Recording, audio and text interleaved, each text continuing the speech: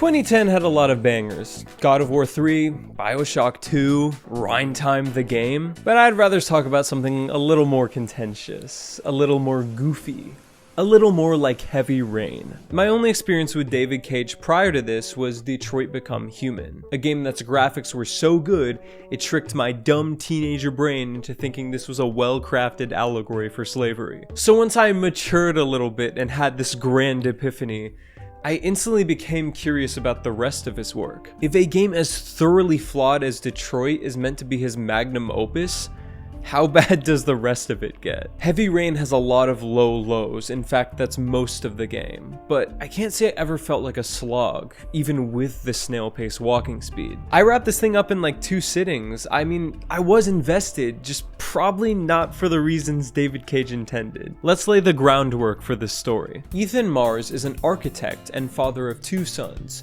Jason and Sean, respectively. He loses Jason in the mall, and for whatever reason the kid wanders down the escalator, exits the mall, crosses the street, crosses back, gets hit by a car but not really, and somehow kicks the bucket. Fast forward 2 years and a divorced Ethan loses his other son at the park. He learns this was the work of the mysterious origami killer, who leaves him a trail of clues that lead to trials to prove he's ready to suffer to save his son. And it's up to you, the player, in this pretentiously labeled interactive drama type game to save Sean before it's too late. That being said, the gameplay is not this game's strong suit. The controls are absolutely ludicrous. Like, it'd probably be more intuitive to play the original Tomb Raider with a USB steering wheel. This even bleeds into something as simple as the RE menus, where instead of using the directional inputs and X like a normal person, you have to use the motion controls and heave the thing out of the way, which only works like half the time, by the way. Most of the gameplay in this genre is in the form of QuickTime events. Heavy Rain is no exception, and it knows this. Because when you go to select a difficulty option, each level is based on how familiar you are with the controller. Am I familiar with the wireless controller, or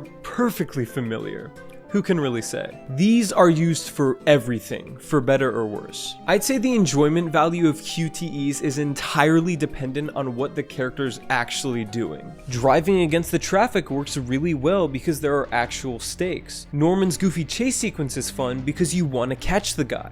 Or not. It's pretty funny either way. But QTEs don't work when you're just complicating the completion of absurdly mundane tasks. This is especially evident in every one of Shelby's chapters. It's clear they had no idea what to do for gameplay, so they just threw in whatever came to mind first. That seems to be a common trend in the overall narrative of this game as well. There are just too many main characters, and when it's not their time to participate in the plot, they just sort of exist and take up space. Ethan is more or less an exception to this, as there's always a string of tribulations to follow, but whenever I was playing as the other 3, half the time I was just waiting to get back to Ethan. Mostly because I think his voice is pretty funny. Glass. Broken glass. Sharp as a razor. Impossible to go back. Scott Shelby is a private investigator on the case who's going door to door interviewing parents of the origami killer's victims. Norman Jayden is the most useless FBI agent ever who literally accomplishes nothing the whole game, at least in my playthrough. He's too busy committing to that Beat Saber grind. Then Madison Page is the journalist that pieces everything together at the last minute, but prior to that, her only role in this game is to satisfy David Cage's horny quota. Let's go through her first chapter, your introduction to this character. She wakes up in a cold sweat, wanders her apartment in her underwear, takes an uncensored shower, then gets jumped by a bunch of masked men, gets killed, only to wake up and realize it was a dream. Chapter over. Why? This never comes back. It has no bearing on the rest of the game.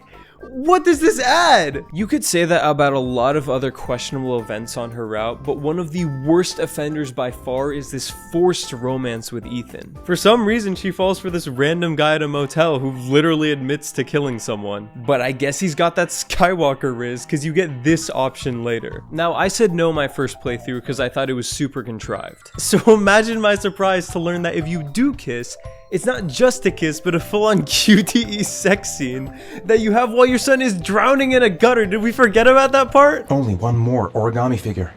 Then I find my son. At least now he's got that post-nut clarity to solve the rest of the mystery. But I can't lie, man. Standing here, yapping away, I'm having a good time. Like, it is so unbelievably fun to complain about this game. To just point and laugh at every piece of wonky dialogue, every bizarre story decision. Heck, even the motivation for the origami killer himself. As terrible as this game is, I know I'll be returning to it if I ever need a good chuckle. The worst thing a game can be is forgettable, to just leave no impression at all and be lost to the sands of time. Heavy Rain at the very least achieved being memorable, and I can commend it for that. If you enjoyed this video, then you should know it's actually part of a bigger project, that being Zaniverse's 2010 Games Mega Collab. It was an honor to be a part of this, so please go check it out if you want to see some other super talented creators talk 2010 games. And while I'm shouting things out, here's one for the legend Ezekiel Romero for being a channel member. Thanks so much for watching this goofy little video, and I hope you have a fantastic day.